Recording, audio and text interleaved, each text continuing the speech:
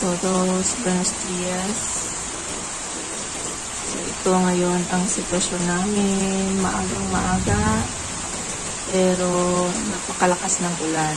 Which is good naman. Kaso nga lang, bumabaha na sa kalsada. Bumabaha na sa kalsada. Alam nyo dito, kapag umuulan ng ganito, 1 hour, grabe, bumabaha na talaga agad sa syudad. Kapag non-stop na ganito. Ito, bumabaha na yung kalsada namin. Walang, dumadaan na tao. Ngayong oras na to dapat may dumadaan na. Ngayon wala. Kasi bumabaha. Ito yung problema dito. Kapag bumabaha, malalaki yung kanal nila sa city, pero madaling umaas yung tubig. Baha ngayon sa syudad, sigurado ako kapag 1 hour na ganito, kahit hindi masyadong pero malakas naman. Parang ito na yung pinaka-storm sa kanila. In all fairness naman summer pero umuulan talaga dito. Grabe. Ayun, kumikidlat pa nga. Sige, bye-bye na guys. Guys, tingnan nyo. Umaapaw na yung tubig dito sa labas. Tingnan nyo naman yan. Umaapaw na. Nagiging level na dito sa semento namin. Ganito yung problema sa amin dito guys. Kapag umulan ng 1 oras, talagang bumabaha pati sa city. Malalaki yung kanal nila. Malalaki yung mga kanal nila guys. Malalaki yung kanal nila pero talagang umaapaw pa rin. So ito yung isa sa mga problema dito. Madaling bahain. One eternity later.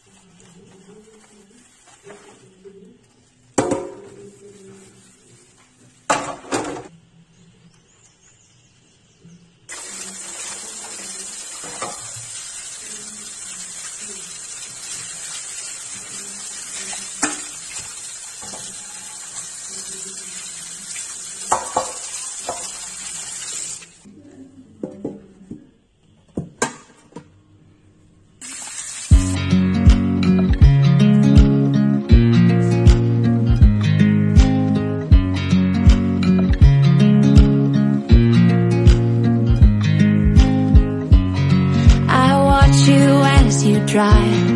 Do you know I'm looking?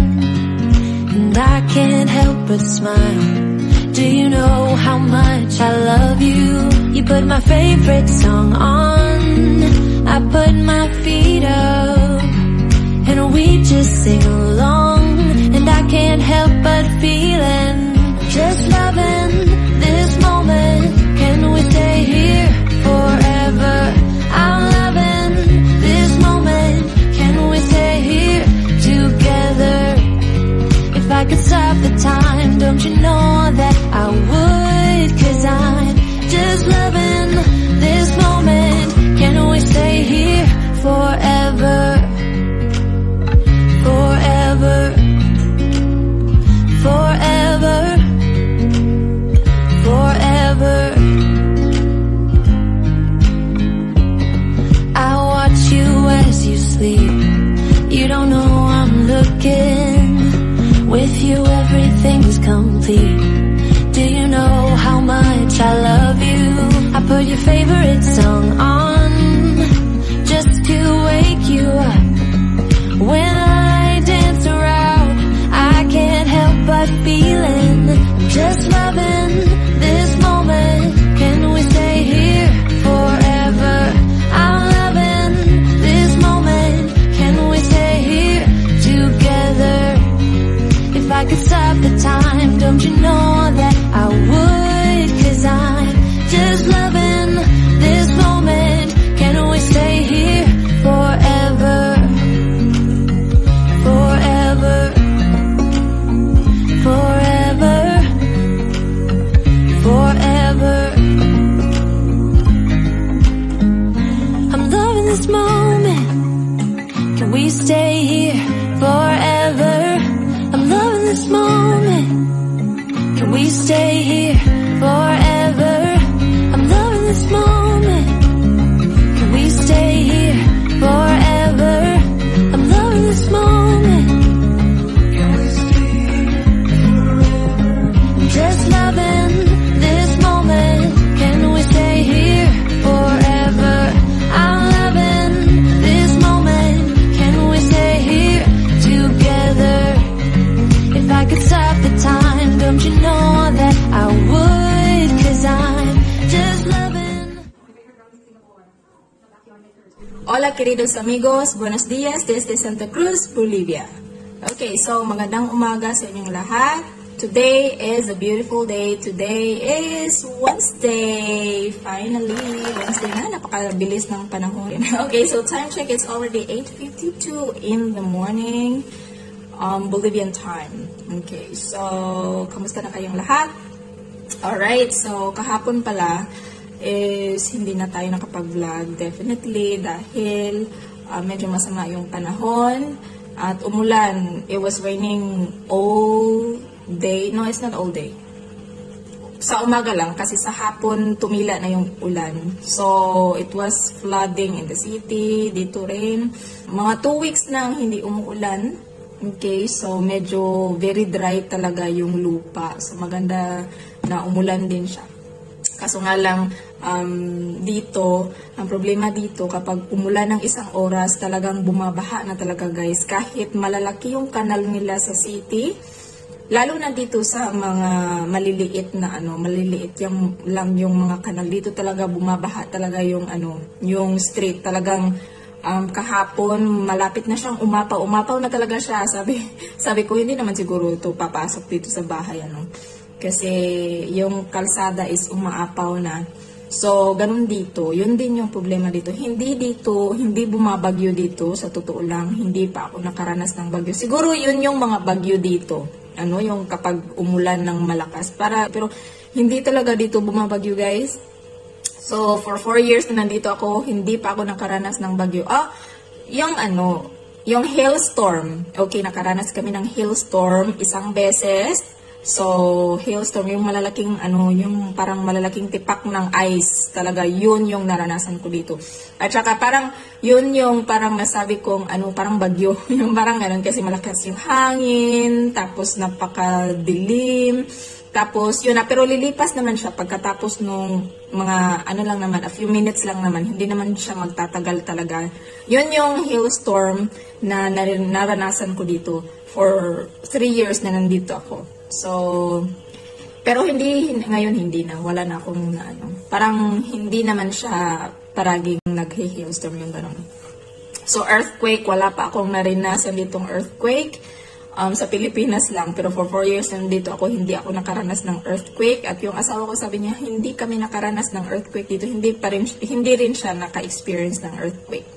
Tapos, walang bagyo dito. Yung ulan lang talaga na normal. Tapos, yung wind nila, normal na yun sa akin. Yung wind nila dito, sabi ko nga sa inyo, yung wind sa kanila dito ay parang bagyo na sa atin. Kasi malakas talaga.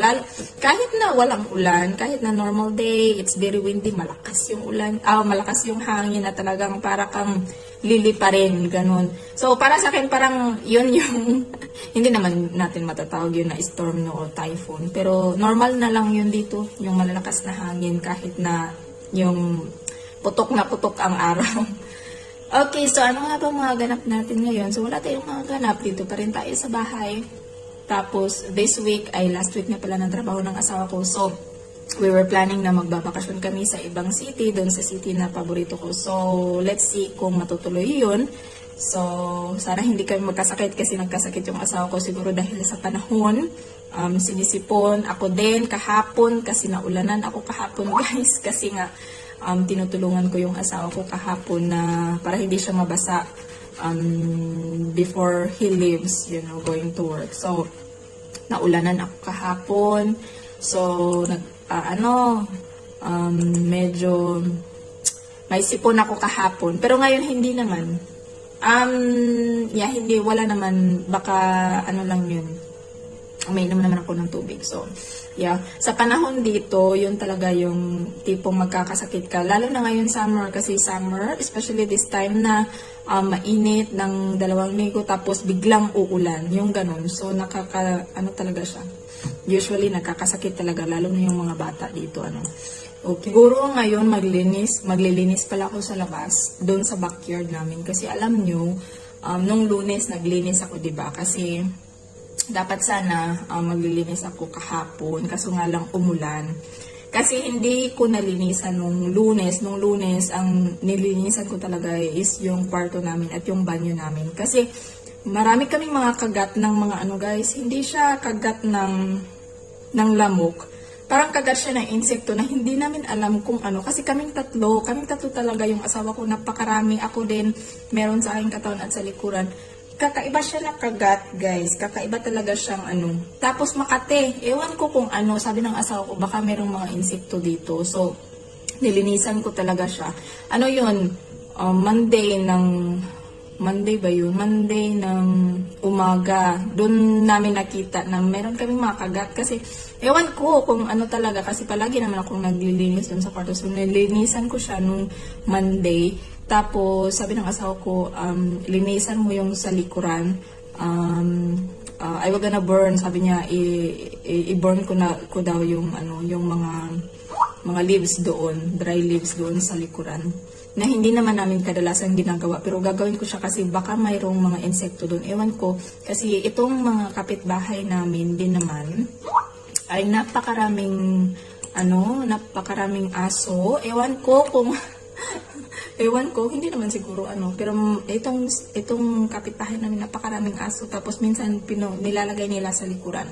Tapos ito ring kapitbahay namin doon sa namin, meron ding mga hayop, meron kaming mga naririnig na mga ducks, mga ganun. So, dito wala naman, mga parrots lang yung dito sa kanila, wala naman silang. Tapos maraming mga cats. So, sabi ko, baka isa yun. Tapos, nung linggo kasi, maraming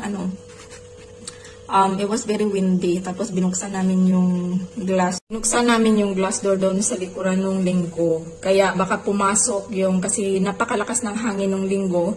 Doon kami nag-barbecue kami doon. Kasi may mga bisita kami nung linggo. So, binuksan namin yung glass door. Baka pumasok yung mga insekto. So, ngayon lang kami nagkaganito kasi kadalasan I always talaga clean naman our bedroom. At saka yung banyo namin. Tapos ngayon lang kami naka-experience. Kami talagang tatlo. Akala ko doon sa bed lang namin. Kasi kaming dalawa ng asawa ko meron. Tapos, hindi ko nakitaan yung anak ko. Pagka gabi na, Lunes ng gabi, nung I was giving him a bath, tapos nakita ko yung meron siyang mga katulad dito sa amin. Pero hindi naman marami talaga. Yung napakarami talaga yung sa asawa ko. Kaya sabi ko, hindi to normal kasi hindi talaga ito kagat ng lamok. Sabi ng asawa ko, oo, hindi. Sabi ko, baka allergy sa tubig. Ewan ko, sabi niya, baka sa hangin. Sabi ko, ano kaya to? Kasi hindi kami, hindi, or baka sa kinain. Sabi ko, hindi naman kasi kung sa kinain naman, hindi naman siguro kasi kaming tatlo kasi, yung anak ko, iba yung kinain niya. Iba yung kinain niya noong linggo. So, sabi ko, insekto talaga to. So, lilinisan ko ngayon kasi medyo mainit na. Dapat linisan ko talaga. Palagi na talaga akong naglilinis ngayon. Tapos nilalagyan na talaga namin ng baygon palagi upang mamatay talaga lahat ng mga insektong nasa kwarto namin. At kahit saan, kahit dito, naglalagay ako ng baygon dito kasi kapag kinagabihan, itong mga cockroach, yung mga apis, ay nako, talagang naglalabasan talaga sila ng gabi, guys. Yun talaga yung problema ko. Nakikita ko talaga sila kapag pumupunta na kami sa kwarto at madilim na dito, saka sila naglalabasan talaga. Kaya nilalagyan ko talaga ng ng baygon itong kusina namin. So, shout out pala to our new subscribers. Marami sila actually, pero one of the subscriber is Ma'am Agnes Agustin. Okay, shout out to you, Ma'am Agnes Agustin from Los Angeles, California. Okay, she is a Filipina and she is living right now in Los Angeles, California. I guess so. Sabi niya. Okay, so thank you so much, ma'am, for subscribing to my YouTube channel and for leaving comments on my video. Thank you so much. Okay, so nagtanong pala siya kung taga saan ako. Ano po ako, ma'am? Bisaya. Bisaya po ako, taga Negros. Oo, so si ma'am pala ay may boyfriend from Cochabamba, yung isang city dito sa Bolivia. So, palagi siyang nanonood. Maraming salamat po at nagugustuhan niya yung mga videos natin. Maraming salamat po. Marami pa akong isa-shout out. Thank you so much for subscribing on my YouTube channel. Kate in Wonderland, Sally My TV, sino pa to? Si Ma'am Riza Price, Riza Price, na palaging nagko-comment on our videos. Maraming salamat. Arlene Sarabia, Aisha Candida, Happy Guy, thank you so much. Robert Janowski, Tony Martinson, at marami pang iba. Okay, hindi ko na sila, okay, parang nasa na ba yun? Nawala. Okay, so maraming salamat po sa pag-subscribe sa ating on my YouTube channel. Thank you so much. And for those who are leaving good comments on my videos, maraming salamat po. I do appreciate that. Okay, so meron nag-comment dito. More post daw sa mga spot places na pwede na nilang mapuntahan dito. Okay, so meron ho akong videos, Ma'am Nikki's Life. Nikki's Life? Oo, siya ho nang nag-comment na mag-post ka sana ng mga magagandang lugar dyan. Okay, ma'am, so hindi pa ho kami nakapag-travel sa lahat ng city dito sa Bolivia kasi nga may anak kami at mahirap ho mag-travel okay nang may anak. So, meron ho akong videos. My first videos ay tungkol ho iyon sa mga napuntahan namin na mga magagandang lugar sa ibang city. Okay, that was Cochabamba. If you wanted to see or watch that video, ma'am, you can go to my channel and then scroll it down. Yun ho yung pinakaunang mga videos kong ginawa dito on my channel, on my YouTube channel. So, Anyway, we will be traveling again this month siguro or next month, I don't know. I hope na matutuloy yun. Sana, kasi I'm looking forward for that travel. So, let's see kung matutuloy. And if ever man, I will gonna post some pictures, ma'am. And this time, because I'm doing vlog, I will be able to show you some of the places, okay? So, kasi dati, nung nag-travel kami, hindi pa ako nag-vlog noon. So, naisipan ko lang na i-post yung pictures and then some of the video clips na I was able to nakuha nung mga panahong iyon. So, yun yung mga nasave ko sa aking computer, kaya ginawan ko siya ng video. So, yun lang naman yun. Okay, but anyway, hopefully makapag-travel tayo often. Okay. Yeah, thank you so much.